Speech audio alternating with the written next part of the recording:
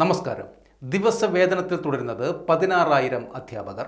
ഭിന്നശേഷി സംവരണം ഉറപ്പാക്കുന്നതിനുള്ള കോടതി ഉത്തരവുകൾക്കും സർക്കാർ നിർദ്ദേശങ്ങൾക്കും പിന്നാലെ എയ്ഡഡ് സ്കൂളുകളിലെ അധ്യാപക അനധ്യാപക നിയമനങ്ങൾ സ്തംഭിപ്പിച്ചു. ഭിന്നശേഷിക്കാർക്ക് മുൻകാല പ്രാബല്യത്തോടെ നിശ്ചിത വരുമാനം സംഭരണം ഉറപ്പാക്കണമെന്നാണ് കോടതി വിധിയെങ്കിലും പല വിഷയങ്ങളിലും ഈ വിഭാഗത്തിലെ യോഗ്യരായ അധ്യാപകരെ കിട്ടാനില്ല.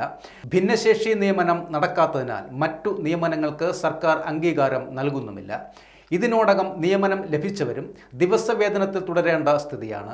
2022 മുതൽ 16,000-ഓളം അധ്യാപകർ ഇങ്ങനെ ദിവസവേതനത്തിൽ തുടരുന്നുണ്ടെന്നാണ് കണക്ക്. നിയമനവും നിയമനാംഗീകാരവും നീളുന്ന സാഹചര്യത്തിൽ ഹയർ സെക്കൻഡറി അടക്കം സ്ഥാനക്കയറ്റവും മുടങ്ങി. സംസ്ഥാനത്തെ ഒരു പ്രമുഖ കോർപ്പറേറ്റ് മാനേജ്മെന്റ് വിവിധ വിഭാഗങ്ങളിലായി ഭിന്നശേഷി സംവരണ പ്രകാരം 5 പേരെ നിയമിച്ചു. പ്രൈമറി വിഭാഗത്തിൽ ഒരാളെ കൂടി നിയമിച്ചാൽ മാത്രമേ സർക്കാർ നിർദ്ദേശപ്രകാരമുള്ള ബാക്ക്ലോഗ് പൂർത്തിയാക്കാനാകൂ. അതിനായി സ്പെഷ്യൽ എംപ്ലോയ്മെന്റ് എക്സ്ചേഞ്ചിൽ നിന്നുള്ള പട്ടിക പ്രകാരം 15 പേർക്കായി അഭിമുഖം നിശ്ചയിച്ചു. അഭിമുഖത്തിന് ആരും എത്തിയതുമില്ല. സംസ്ഥാനത്തെ എല്ലാ മേഖലകളിൽ നിന്നും ഇതിനായി ഉദ്യോഗാർത്ഥികളെ കണ്ടെത്താൻ ശ്രമിച്ചെങ്കിലും ആരുമുണ്ടായില്ല. എംപ്ലോയ്മെന്റ് എക്സ്ചേഞ്ചിന്റെ പട്ടികയിലുള്ളവരിൽ പലരും പലയിടങ്ങളിൽ ജോലി ചെയ്യുന്നവരാണെന്നാണ് കണ്ടെത്തിയത്. ഈ ഒഴിവ് തുടരുന്നത് കാരണം മറ്റു നിയമനങ്ങൾ ദിവസവേതനാടിസ്ഥാനത്തിൽ തുടരുകയാണ്. ഇത് തുല്യനീതിയുടെ നിഷേധമാണെന്നാണ് മാനേജ്മെന്റ് ചൂണ്ടിക്കാട്ടുന്നത്.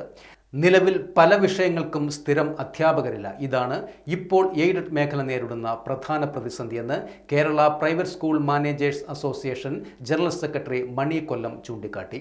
Primary, high school, higher secondary, junior, senior അനധ്യാപകർ എന്നീ വിഭാഗങ്ങളിലെ നിയമനത്തിനാണ് കോടതി വിധി പ്രകാരം ഭിന്നശേഷിക്കാർക്ക് സംവരണം നൽകേണ്ടത്.